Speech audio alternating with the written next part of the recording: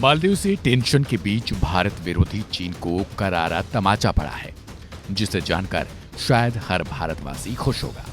लेकिन उससे पहले एक नजर उन सभी परिदृश्यों पर जो पहले घटित हो चुकी हैं। नमस्कार, वन इंडिया हिंदी देख रहे हैं आप और आपके साथ मैं हूं दिव्यांशु।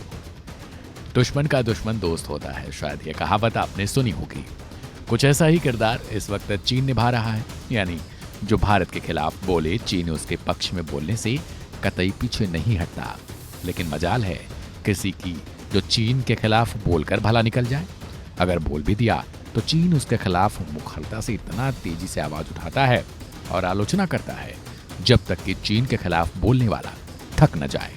बता दें कि मालदीव में चीन समर्थित राष्ट्रपति मोहम्मद मोइज्जू की सरकार आई तो चीन की खुशी का ठिकाना नहीं रहा। वजह थी मोइज्जू का एंटी इंडिया होना। और मोइज्जू ने अपने चुनावी कैंपेन के दौरान यह बोला था कि वो इंडिया आउट करेंगे, यानी जैसे ही सत्ता में आएंगे भारत की सेना को वापस इंडिया भेज देंगे। कहते हैं कि अगर छोटी सोच का व्यक्ति अगर कुछ ऐसा पा जाए जिसके बारे में वो सोचता था तो उसकी खुशी का इस कदर ठिकाना नहीं रहता। कुछ ऐसा ही चीन के साथ भी हुआ। उदाहरण की प्रधानमंत्री नरेंद्र मोदी का लक्षद्वीप दौरा और मालदीव सरकार में शामिल उसके छोटे मंत्रियों का विवादित बयान। पीएम मोदी ने लक्षद्वीप दौरे की कुछ तस्वीरें अपने सोशल मीडिया प्लेटफॉर्म पर शेयर की थी।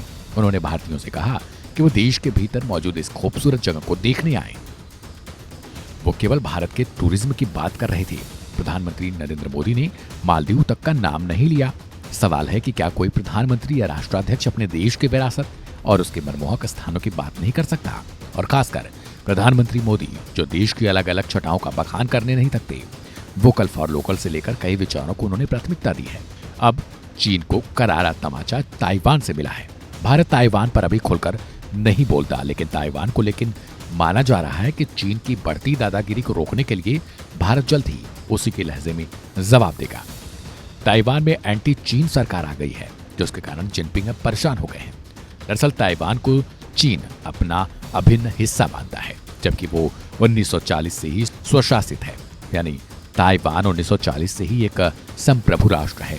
ताइवान का मानना है कि वो चीन से अलग है और उसका अपना देश है जहां वो शासन करता है।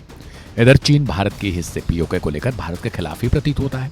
कई बार चीन ने पीओके से सीपेक को लेकर पाकिस्तान के साथ चाइना ने दिलचस्पी दिखाई थी। हालांकि भारत ने इसका कड़ा विरोध किया था। ताइवान के चुनाव परिणाम में चीन की कड़ी मुखालफत करने वाले की जीत हुई है। यानी जो नए राष्ट्रपति बने हैं वो चीन की मुखालफत करते हैं और चीन के विरोध में हमेशा खुलकर बोलते हैं। शायद यही वजह रही कि चीन ने ताइवान के लोगों को अल्टीमेटम या फिर चैलेंज दे दिया था कि वो चीन के खिलाफ बोलने वाले व्यक्ति को राष्ट्रपति चुनाव में जीतने ना दे और उसको वोट ना करें। लेकिन ताइवान के लोगों ने बढ़ चढ़कर हिस्सा लिया और राष्ट्रपति के रूप में चीन के धुर विरोधी व्यक्ति को ही जीत दिलाई।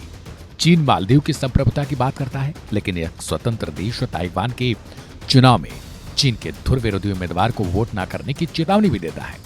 यानी आप इन दोनों बातों से समझ सकते हैं कि एक तरफ मालदीव और भारत के बीच चीन आकर बोलता है और बिना भारत का नाम लिए ही कहता है कि मालदीव एक संप्रभु राष्ट्र है और उसकी संप्रभुता की रक्षा करना चीन की जिम्मेदारी भी है और चीन करेगा भी। लेकिन ताइवान की संप्रभुता को वो भूल जाता है। ऐसे में माना जा रहा है कि ताइवान में चीन के धुर विरोधी उम्मीदवार की जीत होना भारत के लिए खुशखबरी है, क्योंकि भारत जल्द ही अपनी विदेशी रणनीति में बदलाव कर सकता है। फिलहाल आपकी राय इन सबको लेकर क्या है वो कमेंट करें और सब्सक्राइब करें वन इंडिया हिंदी को।